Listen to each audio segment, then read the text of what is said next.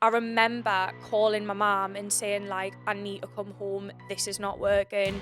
There's so many things that I've been through in my life, like heartbreaking things that, like, you wouldn't want your child to go through. And I remember the whole way home from that meeting, I just cried and I was like, I'm not doing the show, I'm not doing the show. I remember being backstage and I was just like, I'm not good enough. Like, I just don't think I should get on stage. So if there's a female watching this now, what characteristics do they need to possess to pursue something to be successful in bodybuilding? Thick skin. Because ultimately, like, you're standing on stage to be told where you fall short. There's going to be a lot of people that watch this that are maybe on their road to turning pro. There's going to be girls that don't get there, and it's like, that's also okay. Like, everybody on this planet was not meant to be an IFBB pro. All my friends around me at the show were like, pull yourself together, you need to go out there and show them who you are, you've worked for this, and you're great at posing, and that is what makes you you. It's your personality. They can see it when you walk out, and I won the sword. So today we are joined by Marnie, IFBB Pro. How are you doing? I'm good. I'm excited. This is my first ever in-person podcast. Do you know what's funny there? You said about what do you think I am in terms of how to introduce you? And I said IFBB Pro straight away, but I don't think that title defines you, and this is why I want to bring you on the show. So for everybody who doesn't know, obviously you're a professional bodybuilder. What got you into that? Obviously, from a female's perspective, bodybuilding's getting massive now, and obviously you've did it at an unbelievable standard, and I can't even imagine where you're gonna go. But how does a girl from South Shields end up an IFBB Pro?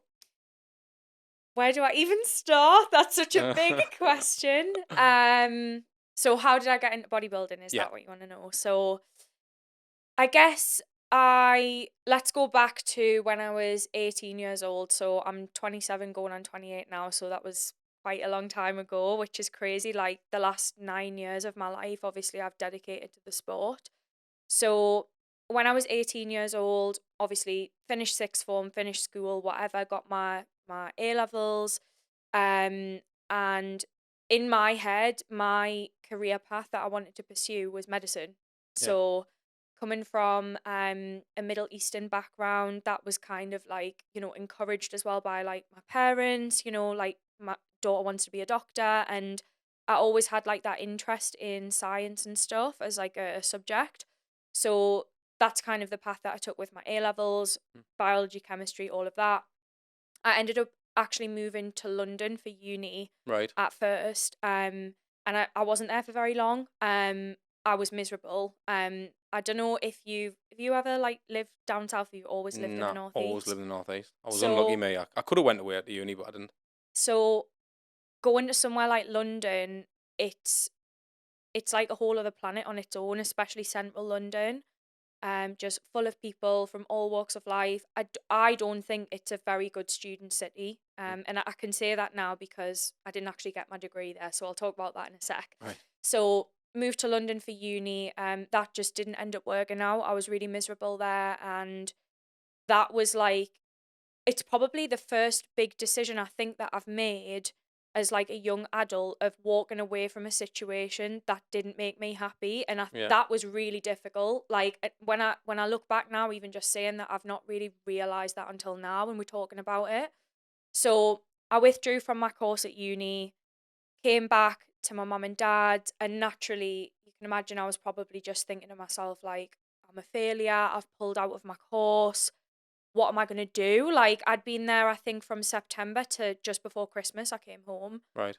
So I'd only been there for a few months, and, there was no alternative for me to transfer to another uni or whatever, because I'd almost like missed so much of the academic year in another uni. So I came home to my parents, and the only thing that I had really to throw myself into was the gym. Like, that was the only thing that, like, I could just go, and it was like my escape. And like, I guess more than anything, it was like therapy. Going there, and it was something where like I was there for 2 hours or an hour and a half, and I would just switch off from everything else. What's happening, guys? I hope you're enjoying the episode so far. If you are, please hit that like, hit the subscribe button, and press the notification bell so you don't miss another episode. Was it one of them ones where you pretend to your mum and dad you were still at uni though? and you were in the gym? Or not? No. No. Like my mum and dad were obviously, when I remember calling my mum and saying like, I need to come home, this is not working. And she was like, stop being silly, like you've got uni on Monday, like, you're not coming home. And I was like, you're not listening. Yes, I am. Like, I can't stay here anymore. And I kind of just put my foot down. And obviously, as you can imagine, for them, I think they were really concerned as well, as to be like, well, what are you going to do? And I kind of just needed some time, I think, to figure things out. And it was like, look, I can take this year out of studying, like, and figure out my next steps, basically. And like I say, that was when I started training. Now, I say started training. I didn't really know what I was doing. I was like a cardio bunny. I did classes. And then I hired a PT. And that was when I started to see changes. And it really became part of my routine then. And I started, like, I learned how to deadlift. I learned how to squat. Like, those things that, like, you don't know when you go in the gym on your own. Like, you need someone there to teach you. So that was kind of where I learned like those little things. And I think I was like, wow, like I can actually do something here that's productive with my time. So yeah, I started working with a PT, and at that time, I think this was 2014.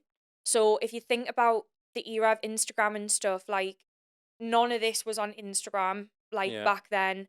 The fitness community, there was a fitness community, but like Gymshark was like in its infancy back then, like there was no influencers, like there wasn't the abundance of information that's out there now for people that want to get into the sport. Yeah. But I remember coming across a picture of 3 times Miss Bikini Olympia at the time, so Ashley Coltwasser, and I saw a photo of her and I was like, wow, I don't know what that is, but I want to do it. I want to look like her. I want to see if I can do this.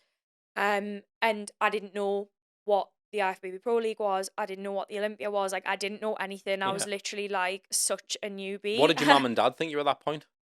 So, because obviously in your head you're being productive, you're doing the training, you're getting inspiration from all these people. Yeah, by no means did I look muscular. Like I was like skinny fat. Like I used to eat healthy, but I didn't know anything about macros. I didn't know anything about nutrition. Like this was, like I say, like 17-year-old me. I just didn't know what I was doing.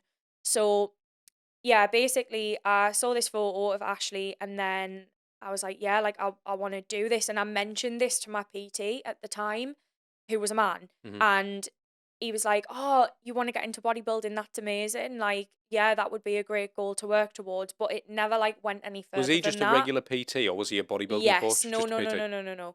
And like I said, I'd been working with him for a while and we had a great relationship and stuff. But it never went any further than that. And I thought, this is when I need to like take matters into my own hands and find a coach that's going to like get me to the stage ultimately, because clearly this is something that like is out of the realm of PT. Like you need someone that's going to be more specific, is more knowledgeable. So obviously I mentioned to like my mom, like, I'm interested in this, like I want to do bodybuilding competition. And I don't think she really understood what it was. So she was like, oh, like, yeah, that sounds, like a challenge, whatever. And then I started like changing my diet and she was a bit like, like, why are you eating like that? And she didn't understand either. Like she still doesn't really know what macros are, I don't think. Like she's obviously, she knows a lot more now than she did. They're going to be concerned as well though, aren't they? Because I remember like when I was going through a bit of like, I lost about 8 stone, right? And I remember like me mum was like, you're looking a bit slim, aren't you? And I'm like, that should be a good thing. She's like, no, you need to eat some more food. Like, I'm like, how am I, mum? Like, like for the one time in my life, I've lost a bunch of weight and I feel mint. You're telling us I've... It is what it is, yeah, of course. Like, I think, of course, there was a time when they were a little bit worried, but it was more so towards the back end of the prep when I was like, about to get on stage. And to be fair, that still hasn't really stopped now. Like, although they know what I do, they know that like I'm a professional athlete. Like, I'm working with big brands and doing all these amazing things and hosting events for people and stuff like that. I don't think that ever really goes away. Like, my mom will see me in prep and she's like, you look like a skeleton with skin thrown at it. Like, I'm a bit concerned. There's nothing on you. There's nothing on you. And I'm like, yes, but like, it's for the stage. Like, I don't walk around like that all year, But yeah, I feel like we've digressed a bit, so I don't even know Let's if I'm answering your question. Let's get back on track, right? So obviously you're in the gym, you've got this PT, you've been influenced by what you've saw, you really want to Yes. take it further. You knew that the current PT you were with, although he was getting your results, it wasn't getting you towards a stage. Mm-hmm.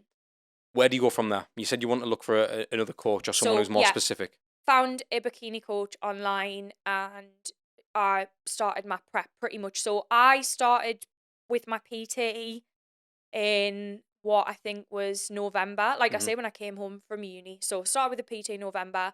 I was on stage by the following May. Mental that. If you don't know by now, I run a business called the ContentPT. I create content for influencers, PTs, online coaches and fitness brands all around the world. So if you are someone who's in need for sexy content for your social media, or you really want to maintain a competitive edge in your industry, drop me a DM on Instagram. Like, absolutely I didn't go through an off season. Again, when we're talking about information that's out there, like... What was the coach thinking though?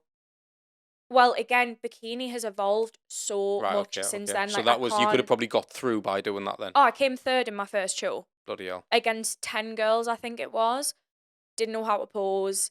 Like, had done like a little bit of posing, just didn't have a clue. Like, my bikini bottoms didn't fit. They were falling down. Like, this is when I had blonde hair as well. You probably can't imagine that, but I was blonde. Right. So, yeah, like, I remember it was UKBFF Warrington. It was a massive show. Like, the audience was packed. Probably one of the busiest shows that there was back then. And that was when, like, the UKBFF was the road to the IFBB Pro card. So 2 Bros didn't exist. NPC Worldwide didn't exist. Like, in my head, I was like, I want to do what she's doing. Yeah, so this is the stage I need to compete on. Yeah.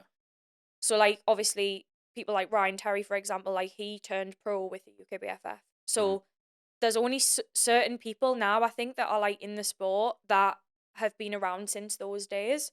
There's a lot of people that have, like, come into the sport over the years that, like, weren't around back then, so things have changed a lot.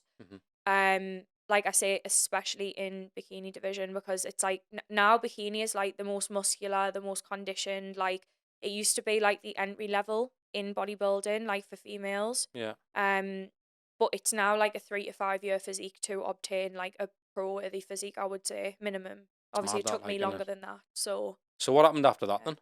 So did my first show, came third, qualified for British finals, and then after that, like, I mean, that the year following my first ever show, I think that was when I started at Uni of Liverpool.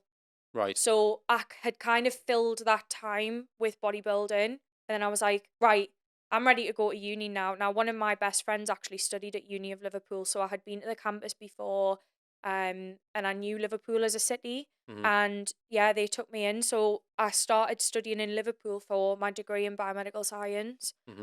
Again, probably one of the hardest things that I've ever done. Like, the thing is, what was interesting there, right? So obviously, you've said you know bodybuilding's kind of filled that gap, and you're like, right, I'm going to go to Liverpool Uni, I'm going to go for it, and do your biomed, right? Which I get. But however, you've learned all about bodybuilding now. Anybody knows it's not really practical, is it, to go to uni full time and pursue this bodybuilding dream? So did you put that on the back burner, or was that something where you were like, to be fair, I'm probably going to do this for my mum and dad now?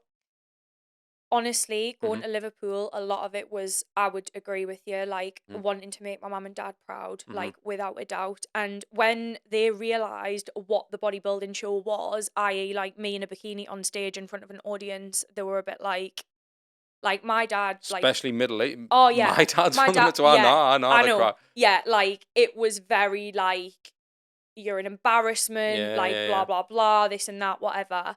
But me being like the stubborn person that I am, I was like, this has been my crutch. This has made me so happy going through stuff like that, you know, like dropping out of uni and, you know, again, had a boyfriend at the time, broken up, very messy, like all that horrible stuff going through that.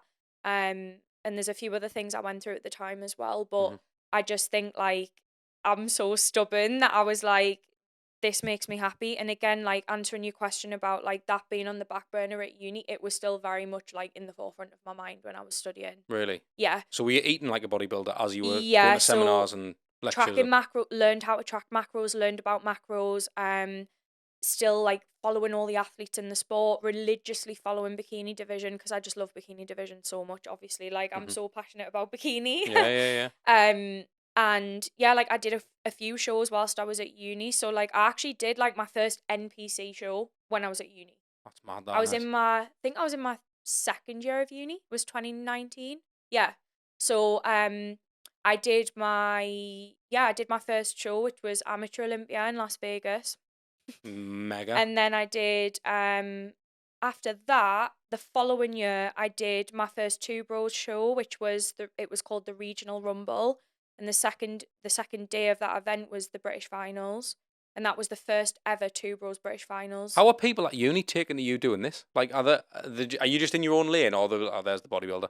Do you know what I mean? Because like, I feel like there Yeah. is a bit. Because I don't know. Obviously, I'm not female, so I don't know. But I'd imagine with lads training, it's a bit different. Because like, I knew lads who were jumping on gear in school and doing certain things, and it was like, all right, he's the geezer with the big guns.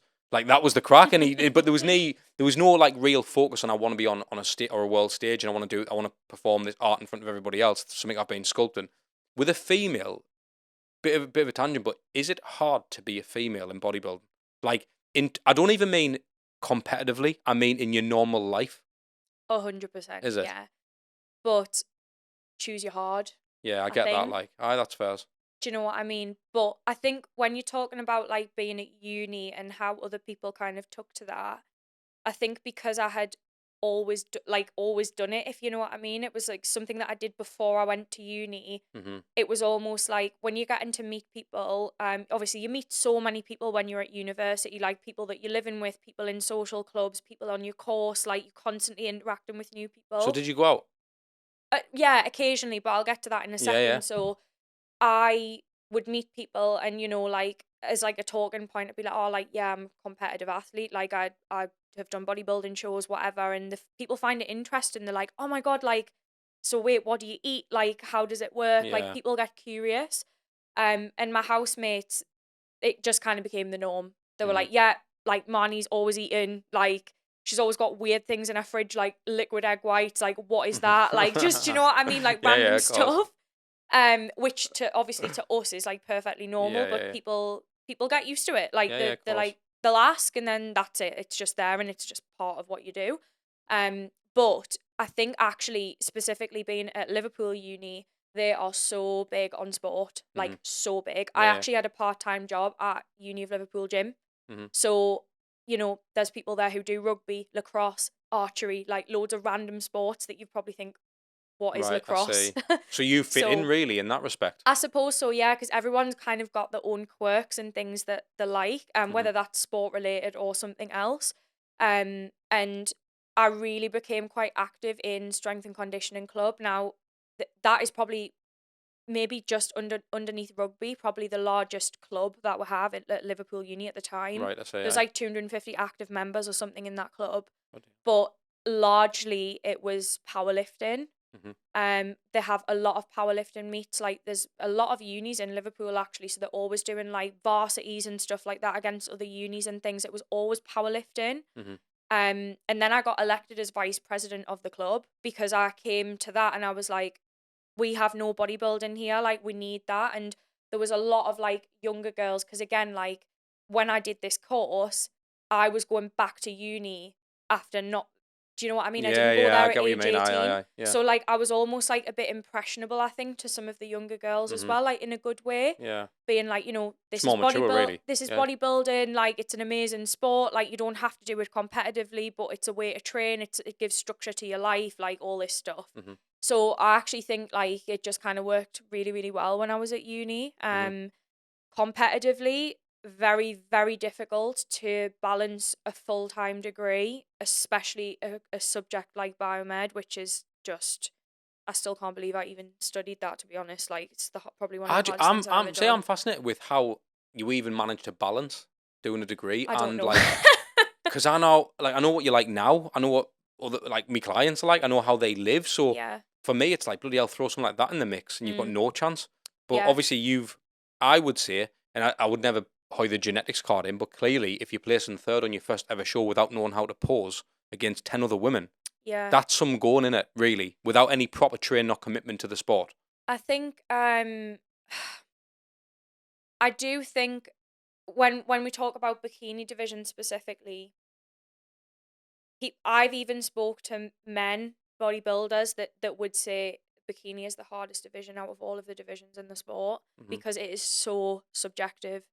It's not like open men's bodybuilding where like the guy who's the biggest, who's the leanest wins the show. Yeah.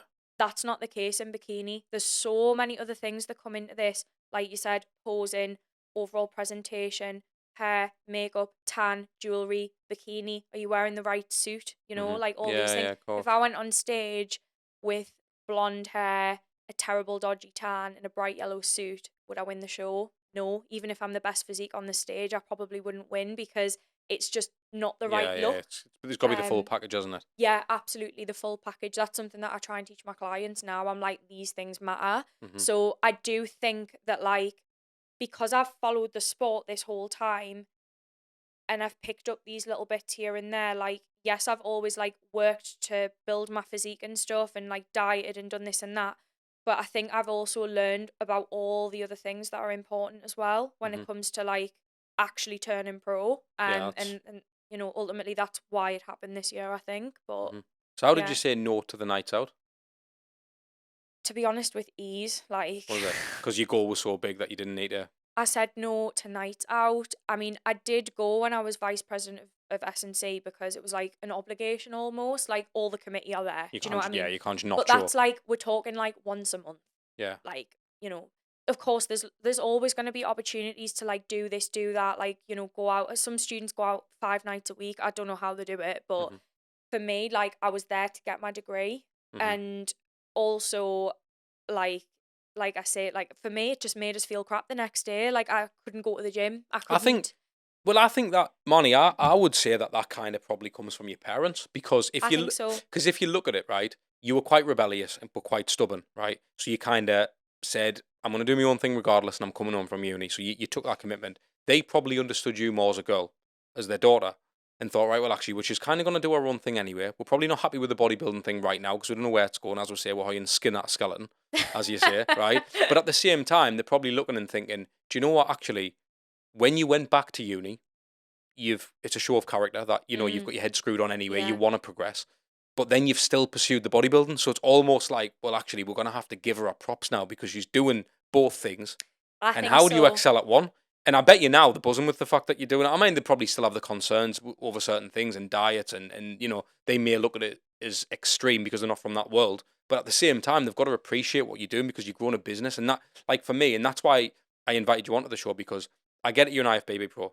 I understand all the accolades and everything that comes with it. I understand the sponsorship deals and all the, you know, because I've, again, now filming you down at Gymshark, unbelievable. And I got a good understanding as to what you do more than what I see on social. And I don't think a lot of people get to say that, obviously, other than the people who are inside the Rocket Pose and stuff. Yeah. And that's what I think is, how do I say it? Like, that's what I think is quite inspiring, because how old are you? 27? 28 in January. 28 in January, right? You've built up a business. Which is just, don't even make us say that, because I'm like, how am I nearly, my 20s are nearly over. I'm like... Mate, get over it. I'm 33, man. Me 20s are nearly over. But the way you look at it, right? What did you think? Fucking hell. What did your 20s matter? Because it's not like you were going out partying anyway. So you was dedicate that craft, and the next few years you can just dedicate more. Yeah, and I think you might actually go out hard when you're 35. I don't think I don't know. Like, you never. I can't handle it. Never say never. When I look back on my 20s, I'm like, I grew up in the sport. Yeah, exactly. And I honestly, and I say this to a lot of people, like, the day that I turned pro and the fact that it happened on home soil with, like, a judging panel that's, you know, seen me for the last few years, and I don't know, other coaches, other athletes in the audience who've seen my whole journey, Ian from Two Bros who's seen me grow up as well. Yeah. That was such a special moment, because I felt like everybody just erupted, like, because... Well, let's just rewind about that, right? I want to know about that. So, when you won that pro card, right, what does that actually feel like? And did it feel how you thought it would feel before you'd won it? Be honest, did it feel as good as what you thought it would? Oh, yeah. Did it? Yeah, 100%. Better? Yeah. Even better? Yeah, because it was real. Like, I'd thought about like that moment. I can't tell you how many times. Well, over 9 years. Imagine how many That's times. mental, that. Imagine, like I say, Did you have a good feeling about it about the before you'd show. competed?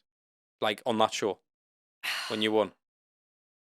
Well, I had obviously done the regional 2 weeks beforehand. Yeah. And I won my class. Mhm. And I was in the overall. Now, I was in the mix at the overall, but I didn't win it. Mhm. And I spoke to the judges immediately after I came off stage.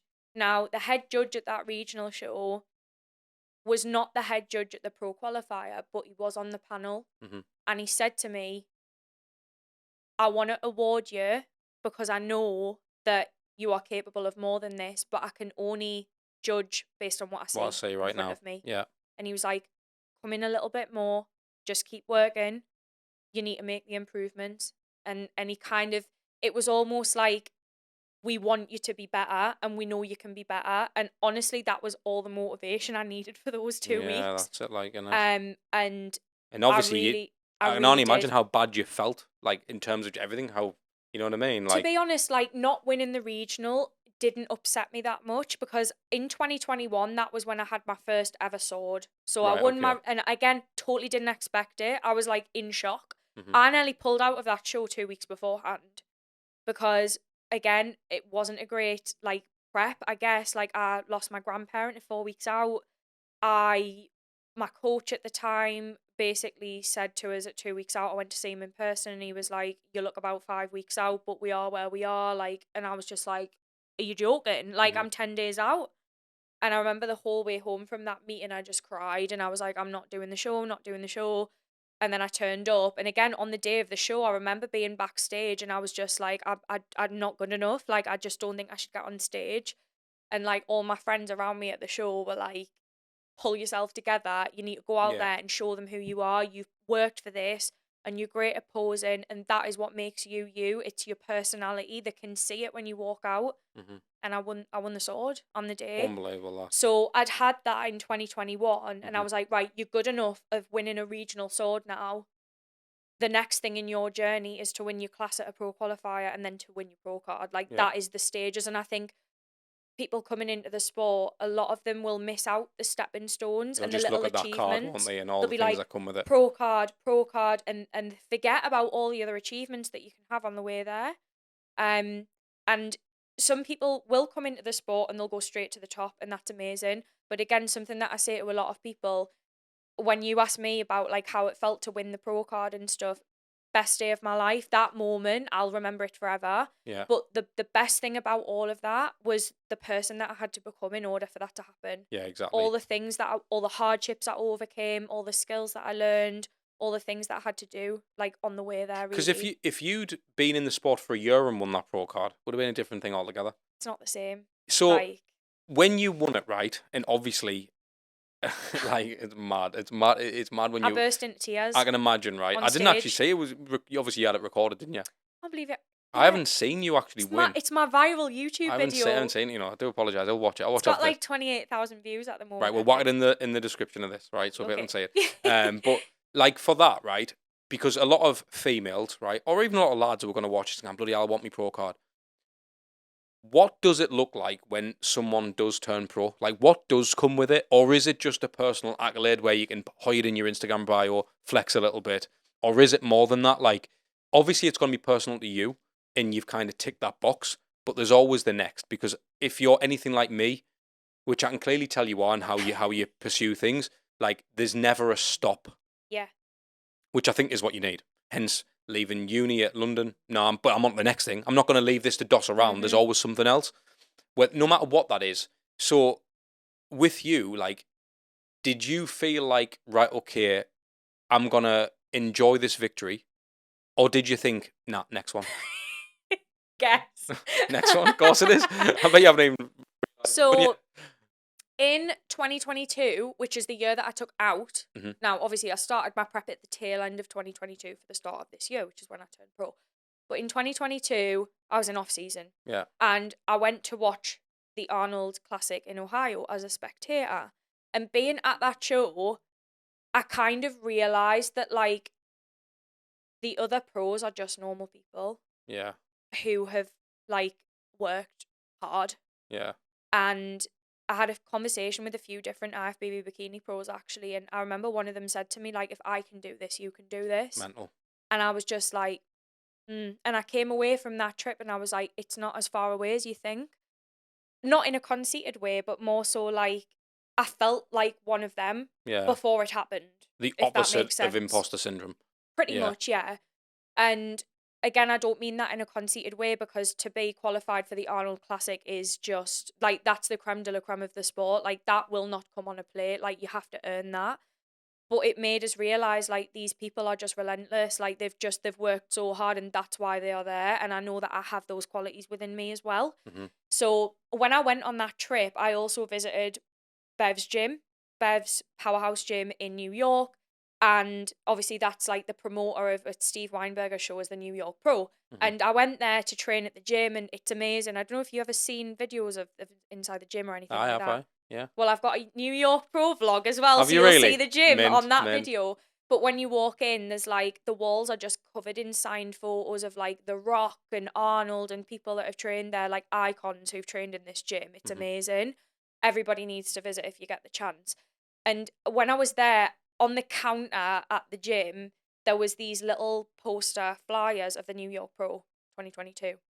And I took one and I put it in the front of my backpack, and I was like, I'm going to put this somewhere at home as like that's what you're aiming for. Dream.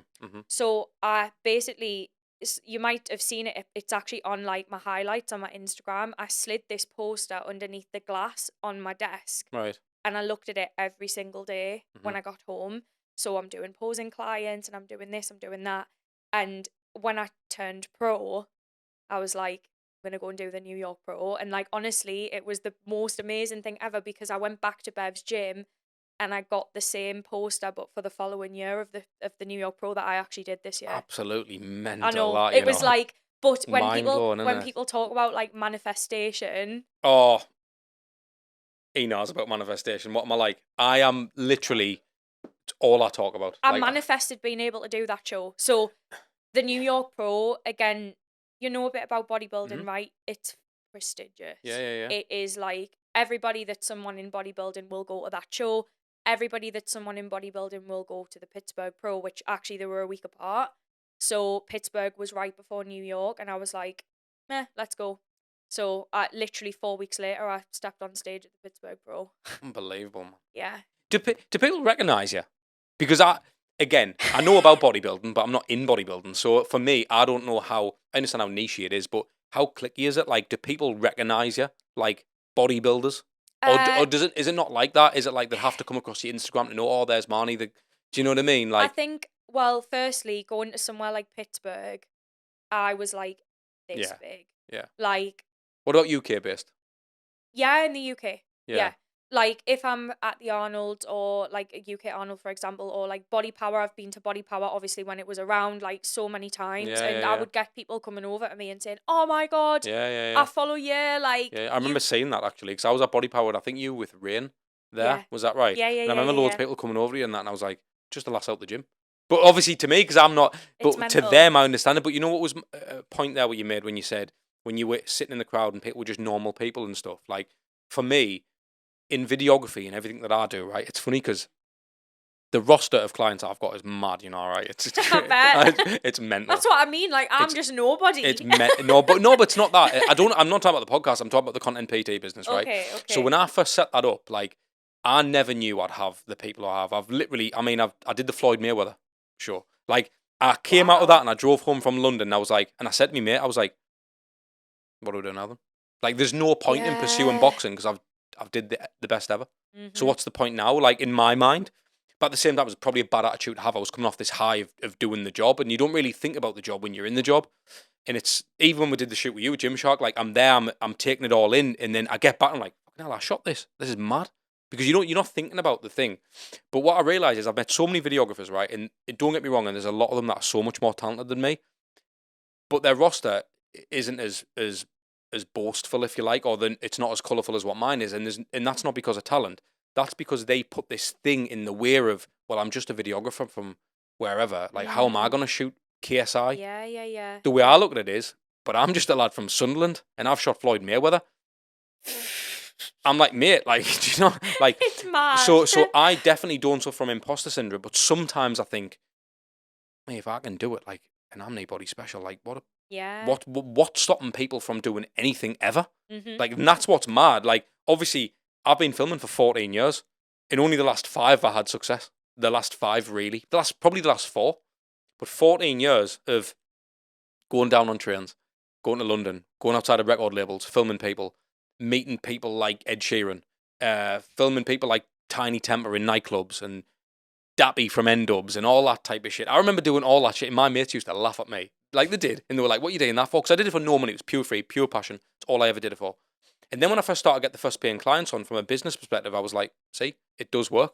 It just takes time. And unfortunately, the lads who are coming into videography now, they'll see that and go, well, I can just do that. And they can. Maybe it's in 10 years' time. And I think that's the thing. It's like some lass now who wants to get into bodybuilding looks at you and goes, well, look at our followers, look at our vlogs, look at this. She's going around the world. It looks amazing. Well, I'll just start bodybuilding and do this, that, and the other. The next, like, this is the thing. It's not like that. And I want to really shine a light on that because I do feel like people then get into bodybuilding for the wrong reasons. And I work, you know yourself, I work with a lot of PTs, online coaches, create a lot of content for them. And I'll speak to some clients when I'm first going through consultations and like, right, okay, so, well, I got me qualification 6 months ago and I want to be an online coach. Right, so how long you been in the gym? To be honest, mate, like I don't really train a lot. So have you did any hours on the gym floor? No. So what is the reason you want to be an online coach? I just want that laptop lifestyle. I want to be able to work in Bali and shit. I'm like, mate, like, so if you're thinking it's all wrong, everything about it wrong, and even if, and I hope you don't succeed, because if you do, the people who you're bringing on, it can be detrimental badly. If you're not like yourself. You're not looking after them. You're not, of course you're not. You're doing them a disservice. And you're doing yourself a disservice because you can go away, apply that knowledge, dedication, hard work, and actually do something good. You can make that money. Yeah. Like you can. And this is what I want to get on with you, Marnie, right? In terms of business as well, because I said this to Josh Kelly, who I had the podcast, and I think he's going to become world champion. And for me, like sitting down with him was a phenomenal experience. And I know Josh, and I'm actually part of that team, right? And when I look at his mindset and what he's achieved, and he's a lad from Sunderland, right? So that's mad. Okay. So see what I mean? We're starting to join the dots here. A lot of people from Sunderland doing all right. But I'm thinking like, I said to Josh, I said, I don't think you're a boxer. I think you're an entrepreneur. And I'd say the same about you. And that's why I said at the start of the episode, I don't think it's right to just say IFBB Pro. Like, why am I holding that tag on you because you've won a trophy? And that's great because I don't know how much that means to you. I mean, you can tell us, but it's not that, is it? There's something deeper than it's who you are inside, isn't it? Because if you think before you were born, or years ago when bodybuilding wasn't a thing, so you couldn't have been meant to do that thing. Like cameras, I always say this to people: cameras weren't just that they weren't there hundreds and hundreds of years ago. Totally get so what you mean. It's more like that is my outlet of creativity. Yeah. So I probably would have played the drums. I would have probably DJ'd. I would have done something with my hands or something creative. I'm very artistic as well. So, and I'm the same. So like for me, like I feel like that's just an outlet. For you, I feel like building a business in bodybuilding, right? Do you think, again, is this something that anybody can do? Or do you think you've got to have walked the walk? I don't think it's something that anyone can do.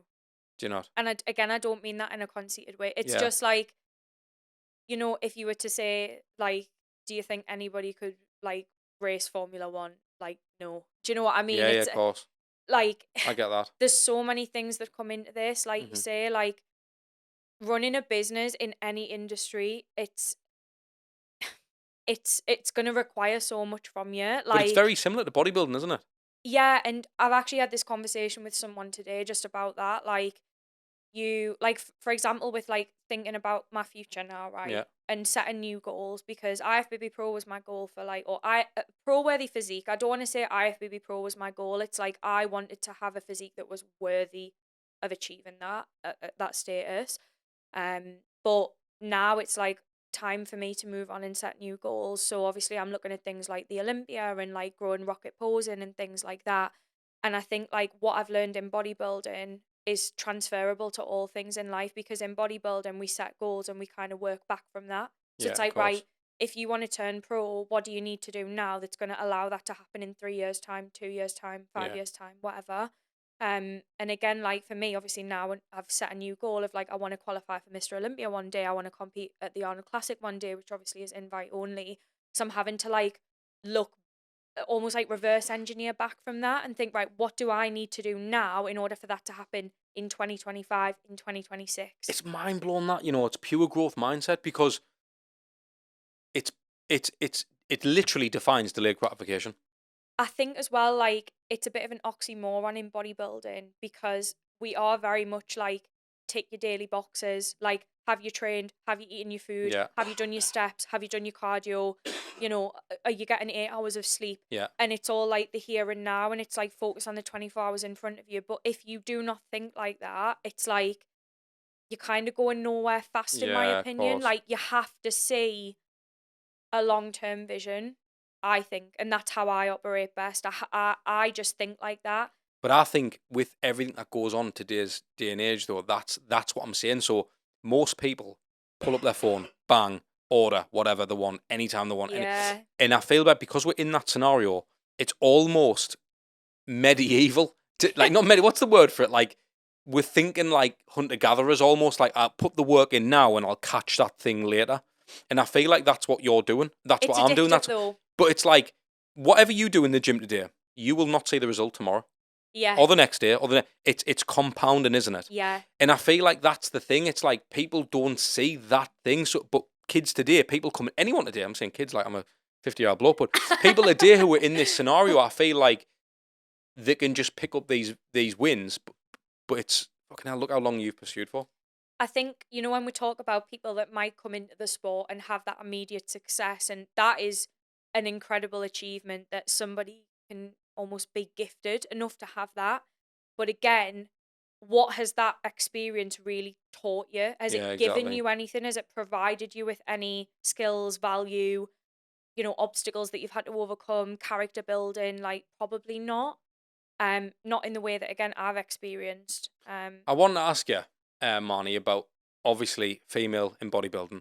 Now, everyone's got their own views on everything, to be fair, in bodybuilding. I feel like it's one of them things, a lot of people throw shade on bodybuilders as well, because they feel like, oh, you're just boring, it's a selfish sport, you don't have time for anybody else, and all the rest of it.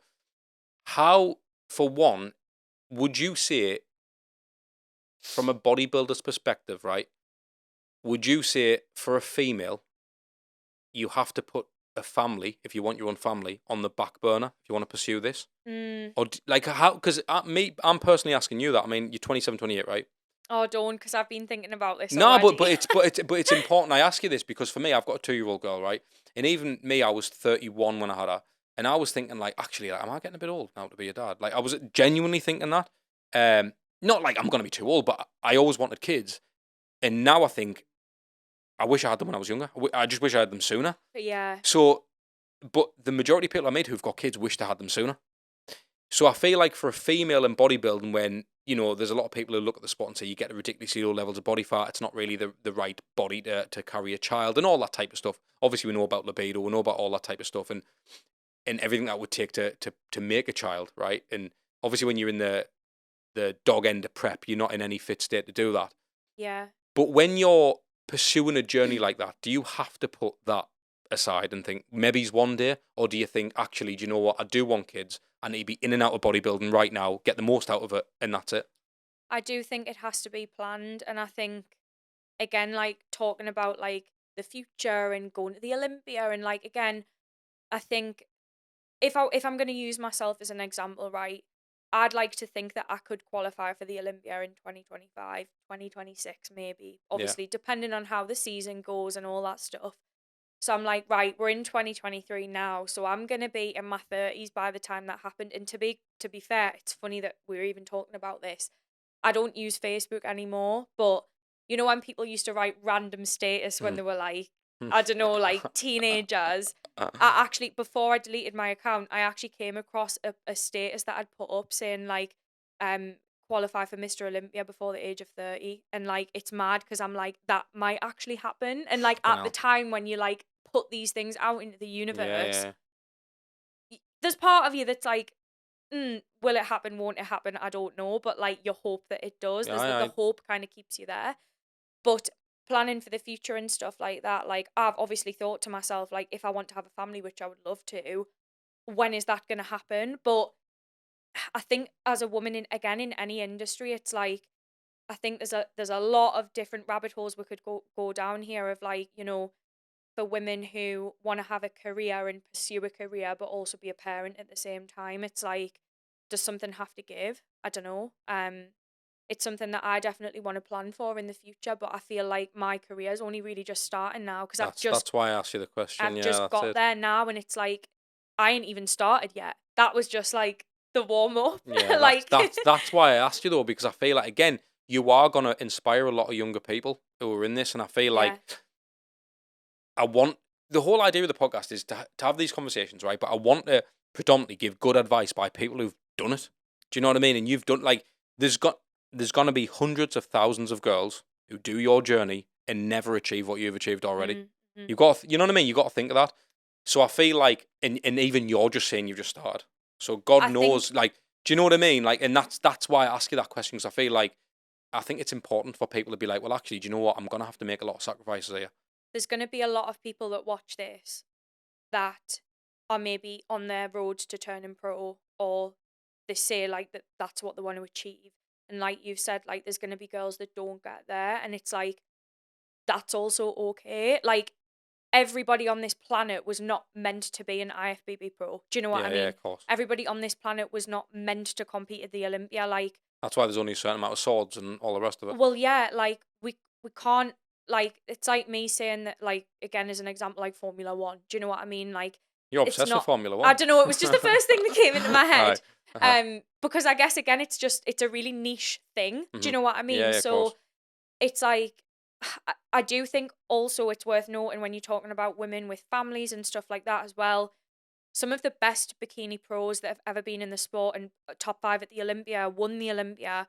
Some of them are mothers, some of them Yeah. have kids, they're in their mid-30s. Like, a lot of bikini athletes actually don't peak, I would say, until mid-30s, in terms of, like, you know, muscle density or like muscle maturity, and Development again, overall, just isn't it? development Yeah. overall. And yeah, like, I do think, again, because bikini's changed so much over the years and the talent pool's gotten bigger and more people are turning pro and coming from all countries like Brazil, USA, like Europe, whatever, there are all ages now represented, like, on the IFBB Pro stage, I would say. But there is a space there for women who have had kids and have obviously come back to the sport afterwards.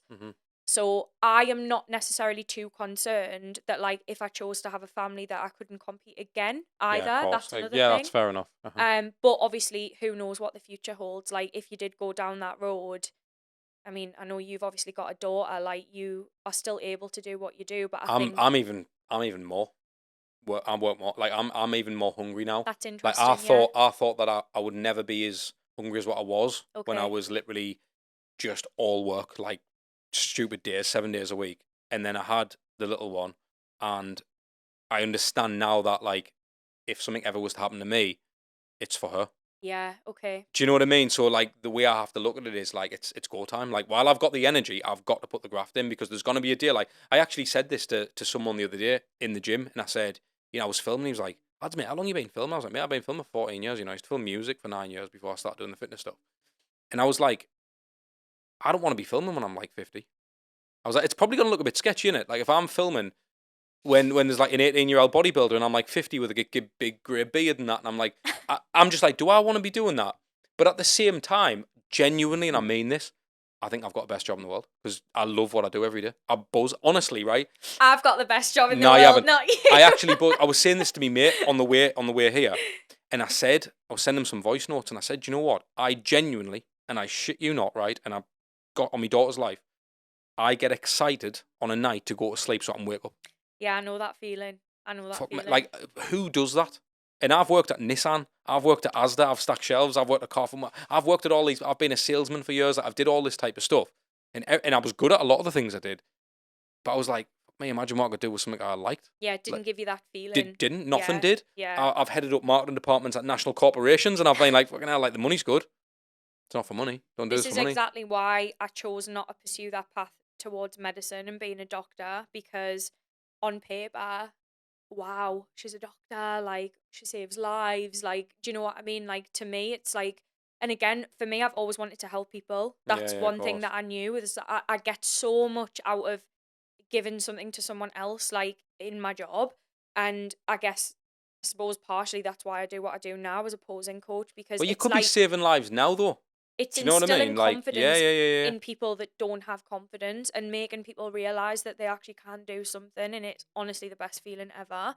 But I think, yeah, like when you're talking about like trying to find your path and stuff, you know, it's okay to try a few things out and maybe learn what you don't want from something. And for me, it was like, I knew that I didn't want to work ridiculously long hours and not have a life outside of that. And it's kind of ironic saying that because now my whole life is bodybuilding, but it's so intertwined with living my life that I enjoy it. So it's not a problem. Do you know what I mean? Yeah, of Like, course. That's it. bodybuilding's like a 24/7 thing, but I mean, ultimately, we don't get paid as a pro unless you win a pro show or whatever. But basically, my job is to train, like to lift weights. Like, I Mental, know isn't it? you love to train. It's Yeah, like yeah, yeah, but you essentially getting like paid. getting paid to do that because everything that I do really hinges on me being an athlete. It's mental, that, isn't it? Get paid to train. When you think about it, like, what's going on here? Like, I wake up, do my posing clients, have great conversations with them, teach them something new, see their confidence come out. You know, they're smiling, they have a great session with me, get ready for the gym, go train glutes, get all the glute DOMs, go home, hot bath, recovery, But you know posing what? clients. Imagine Like, saying to your mum and dad or the lecturers at uni, whoever it is, I want to get paid to train. Well, it's impossible, isn't yeah, it? But you've done it. Do you know what I mean? So it's yeah. like bodybuilding as a female. What is the right type of person who should pursue bodybuilding? Mm. In what sense? Mindset? So if Like, there's a female watching this now, doesn't really matter about the age, to be honest. Just whichever age they are, and they're thinking, do you know what? Actually, I want to do this. What characteristics do they need to possess to pursue something and be successful in bodybuilding? competitively, Mm-hmm. Is thick skin. that what it is? Yeah. Thick skin, determination. When you say thick skin, do you mean for criticism and stuff? Yeah, because ultimately, like, you're standing on stage to be told where you fall short. Do you know what? You know what's mad, right? Genuinely, and I mean this, right? Even in the leanest of me days when I've looked half decent, right? I wouldn't fucking dare get on a stage. I wouldn't do it. You couldn't pay us. You couldn't pay us any amount of money to get on a stage. Do you struggle to talk in front of crowds, or like, is that? I've talked in front of 2,000 people. I've did all kinds of shit. Nah, I'd have no. You could put me in front of 100,000 people now, and I'd be confident. I'm fine. Wow. I would be less confident if there was 3 people watching. I'm weird with stuff like that. I used to always think this. You know, like if I played footy for the school team or something like that when I was younger, if there was a few parents watching, my heart was boom, boom, boom, boom. If there was like a big game on, there was a shitload of people there who I didn't know. I didn't give a shit. We'll play like fucking Messi.